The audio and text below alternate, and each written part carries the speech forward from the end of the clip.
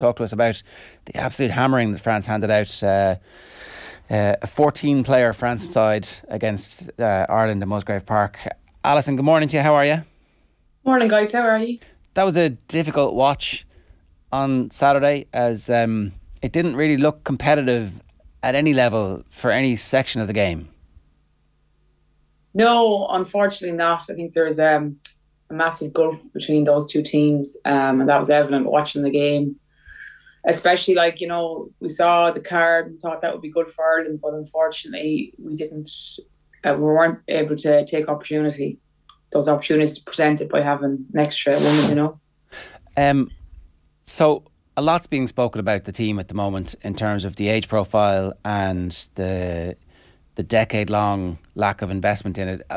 So it always seems like a pie of responsibility. Some of the responsibility is absolutely with the players who are there at the moment, but if those players haven't been acclimatised to international rugby, then the questions are, why have they not been acclimatised over a long period of time? Why is the age profile the way it is? Why is the experience profile the way it is? And that's a fundamental question that we have to ask, really, of the IRFU. It seems from the outside.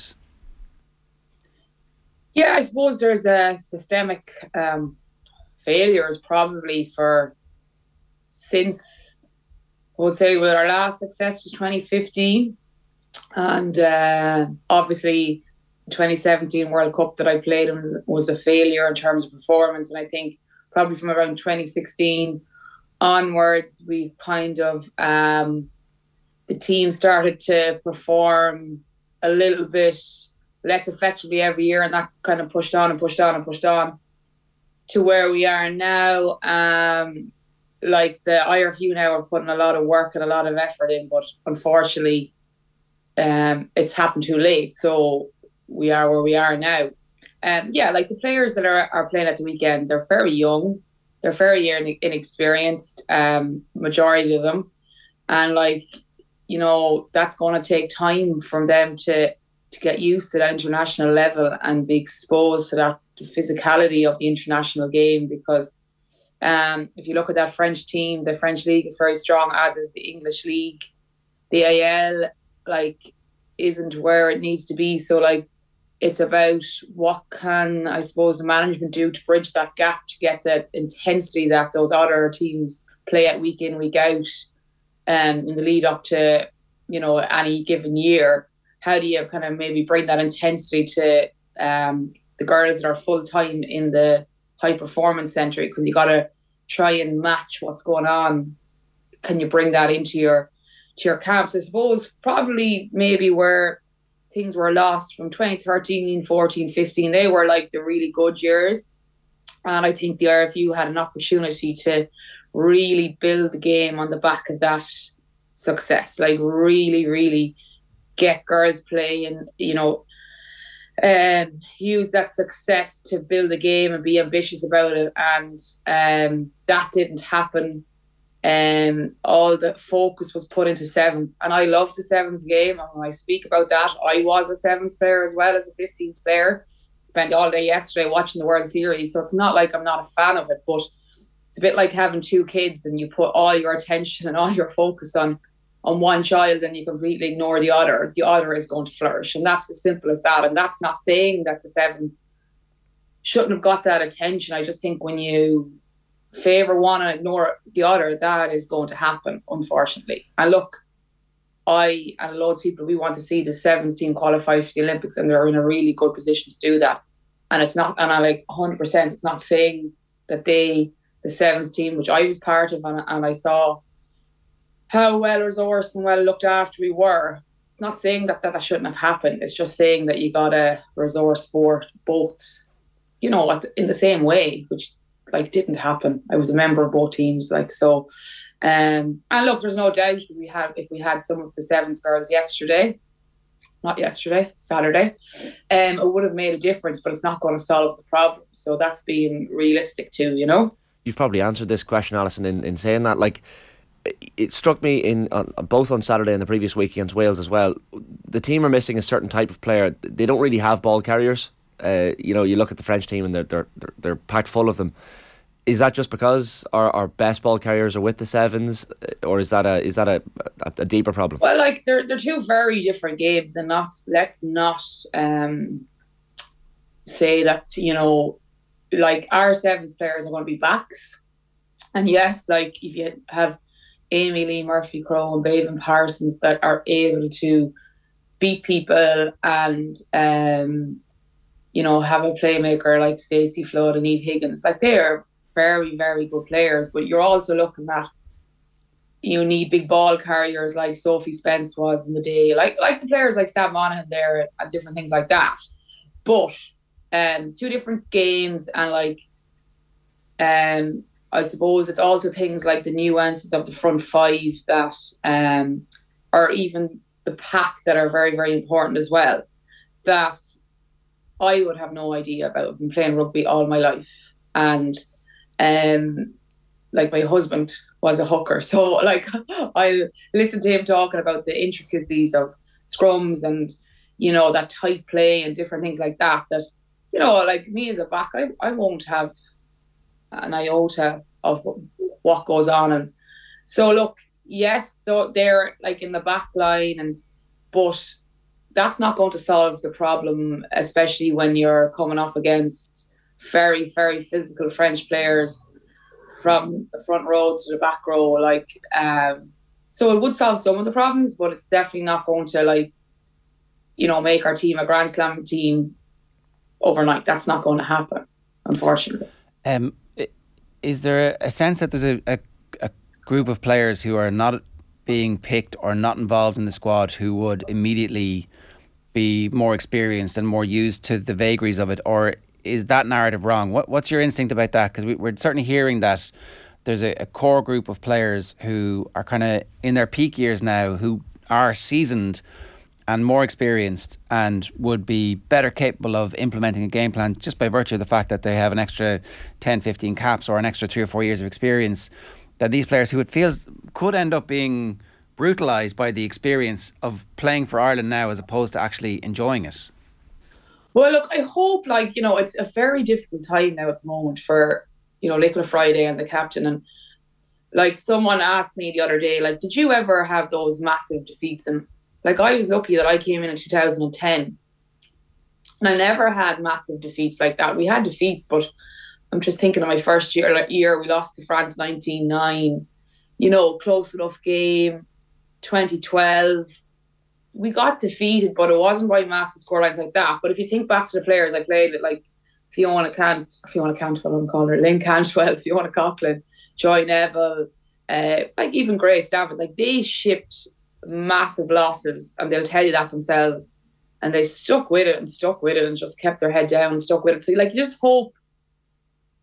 The thing now is there's more media attention on that. So like every massive loss is highlighted. So you're just hoping that the girls now will just stick to it and don't get disillusioned. And look, the media hype has completely, which is like great, but it's also more difficult for players when you're getting those losses. But to answer your question, like I kind of had a look at, like, from 2016 on, there's been massive chopping and changing of players for quite a long time. And I kind of looked at squads and saw where girls were and like, where have they gone? And, you know, some have retired, some have just left the game, some are still maybe playing club, some have moved on to other sports, some have had children, some have completely like gone back to other sports. And I'm even thinking of like 2018 and 2019 when I played, and even 2017 when I thought, Jesus, things aren't going well. Like, we were still winning games, and we were still like 2017, which I thought we didn't play particularly well, but we won all our games in the Six Nations bar England. Like 2018, you know, you're winning 2 or 3 games, and I was thinking at the time, Jesus, this is poor, but we're still competitive. So where have those players gone? I think it probably resulted from a lot of chopping and changing of different people in, different people out. And like, unlike the men's game where you are like, you're contracted, like if you're not playing for Ireland, you're playing for a club and you're getting paid and you're making a livelihood. But to sustain, to be an international rugby player, to be an elite player, to play at that level and play well, the training that you need to do back then Oh, Yeah, you're all right. am I gone? We can still hear you. Oh, the battery's going. To be a player at that level and to play international rugby and be a full-time worker, like not a full-time athlete, that's going to be tough if you're not getting picked and there's no reward. So I think those players filter out of the game, unlike the men's game where they stay playing and get better for the provinces because it's a livelihood. So that has been a problem as well. So people just gone out of the game, and like there is a few players that could play, but I look at him, is he trying to pick the younger players who are going to be there in 5 years' time? I don't know. And there's certainly like players there that you're like, I think they would do a good job, but it's very complicated. And when you try and like, I was trying to think what like unfortunately, like there has been now like jobs advertised for basically scouts for the provinces that go around and try and build talent. And unfortunately, that's happened too late. I remember saying that to someone in the RFU in 2017 after a World Cup, because I come from a small club, Portlaoise. I'm from the country. I started off playing rugby, played a lot of sports growing up, played county football, did athletics, and just kind of fell into rugby, loved it. But like no one was going to see the games that I played in. I went for Leinster trials, didn't get picked, and because I was raw, you know what I mean? I wasn't probably got the right rugby language and wasn't, but I was very capable. And then I went to Connacht and got a picture of that. But like no one was coming to see our games, and I'm a big. So I was kind of saying they need to have a scout that goes around and kind of fast track this talent and work with them. And I said that back in, I've been saying it for a long time, but I've been saying it back in 2017. It's only happening now. So we're like playing catch up now. We're still playing catch up on the professional teams that are in the Six Nations, and they've been professional before. Not all our girls are professional, and some of them are probably development players that we're not seeing in the Six Nations. So it's very nuanced. It's very... Players will have to take responsibility for not performing well and doing that, but it's very difficult to fully answer it without looking at every single thing that's built up till now, you know. It might seem like a ridiculous question, Alison, given it's a 50-point defeat, but can you take any modicum of positivity from the performance on Saturday, like Dan O'Brien at 10 maybe being one of them? Yeah, like 100%, because I suppose you should never go down the dark section of comments in the 42 or anything like that. But if you read them, people are like, oh, let them give up. That's terrible. How could they have been improved? But like, realistically, if they played the way they did against France, against Wales, it would be a different scoreline, because they brought things in, like their ability to defend them all was better. Like their defence was better. Dan O'Brien at 10. I thought Grace Moore at 7 was very, very good. Sam Monaghan, you know. And there was these glimmers of hope, and I suppose they did like penetrate the line more. They got more go forward. They just couldn't capitalise then on opportunities, which you're hoping maybe if you have, and this is not disrespect to the players there, but if you have, we probably were lacking a big line breaker in the back line, and that could finish those things off, you know. So there was improvements, yeah, definitely, and. Look, these players will need time, and there will be patience needed, and it is hard if you're losing 50 points to 3, especially if it's a 14 woman France and you're not. But I suppose there's big disparity in the physicality of the players as well, and at the you just got to figure out a way to get better. And I think one of the problems, I think this is one thing that annoyed me for a long, long time. I think this might have been part of the problem as well from about 2016. Constantly, management and people and players coming out in the media saying we're transitioning. And like, I don't know, but I think if you're a player and you are in that and you're constantly hearing we're in transition, it has that been a factor in where we are today, because you're kind of giving yourself an outlet to perform. And that happened from 2016 on. We're rebuilding, we're transitioning. That just got to stop. I think at some stage you just got to say, we're not good enough now at the moment, but we're going to do everything in our power to be better. Like, I remember being in a training camp and a player turned around to me and said, well, but we're in transition. And I just nearly lost the plot. I was like, what? Like, you can't be saying that. Like, you can't be saying it's okay, we're in transition, because that's not going to help you on match day when you're losing the game, or because the other team don't care. So I think that messaging from 2016 constantly from management through the media, that gets hammered home. And I think that hasn't helped just where we're getting to now. You just got to accept that we're not good enough at the moment. And I think, you just got to work in your power to, and the girls will say that at the moment, that they're not good enough at the moment in certain areas, but they're constantly, there will going to be improved. And I think that's just it. The girls will have to just really, really work hard on that, and the full-time contracts will help that. But unfortunately, we're chasing now, aren't we? Because we were the last union to do that, and I feel like we were kind of pushed into it. We weren't ambitious and try and get ahead of the posse when we could have. We were the last country to do it, so that has been problematic and obviously the range of contracts. And we've got to the stage where a lot of people have left the game, and they might have taken up contracts back 2017 maybe, because they were looking at a World Cup that they could have qualified for. But now the World Cup, you got to be a younger player maybe to take those contracts, because they're quite low in the actual sum of them. And you might want to, if you were older and you're in a good job and you're on the career ladder, you're maybe not going to risk that. So there's so many factors in this, really. Yeah. All right. It's a factory of sadness at the moment. Alison, great to have you with us. Thanks a million. No problem, guys. Bye-bye. It's Alison Miller giving us some considered thoughts on the situation at the weekend where Ireland got hammered. Fergus Keogh was asking whether there'd be a fear of Ireland shipping 100 against England. There must be. There has to be at this stage. So transition. That's an interesting point. Because I actually think it's a legitimate thing to say a team's in transition, but I fully take Alison's point that it can probably change the psychology of a team. I think genuinely teams can be in transition, but the problem, as Alison says, is how long are you in transition for? Since 2016 we appear to have been in that.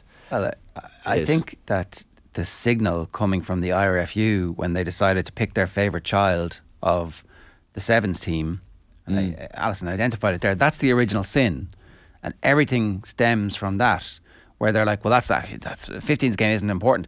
But the difficulty now is that the 15's game is the one that, so Alison said she was watching the Hong Kong sevens. I think Ireland finished just out of where they needed to finish to guarantee automatic qualification. There's one round of qualification still left for the Olympics, and that they've put, again, the chips are in the centre of the table trying to qualify for the Olympics. But in Ireland, has that had crossover appeal to the fans? So the women's games are on Virgin and RTE, so everybody sees them, and everybody's seeing the rugby team get hammered. Is that good for the long term, for recruitment of hearts and minds and a new fan base? And also for interest, young girls getting involved. Young girls are watching the Irish women's football team play and win and get to World Cups, and they're probably thinking, I wouldn't mind doing that. But if young girls are tuning into the rugby team, the reality is results. Did anybody matter. watch the sevens though? That's No. You have to go looking for it to find exactly. it. Yes.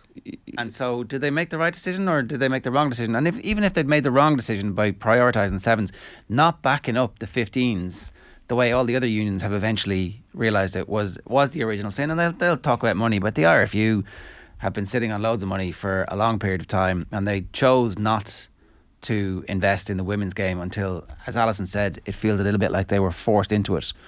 So, there's definitely a concern about the players who aren't available at the moment and who aren't being chosen or aren't being picked, and there's a lost generation there that's hollowed out. So a lot of pressure on the coaching ticket, a lot of pressure on the players, and the IRFU not really coming out and saying, actually, you know what, this isn't acceptable and we have to hold our hands up and say we made a mistake. It's like, oh no, we dealt with everything. But if there hadn't been that letter in the papers, would any of the investment have happened afterwards, or would the IRFU still be going, look, it doesn't really matter, the sevens is where it's at? It's systemic.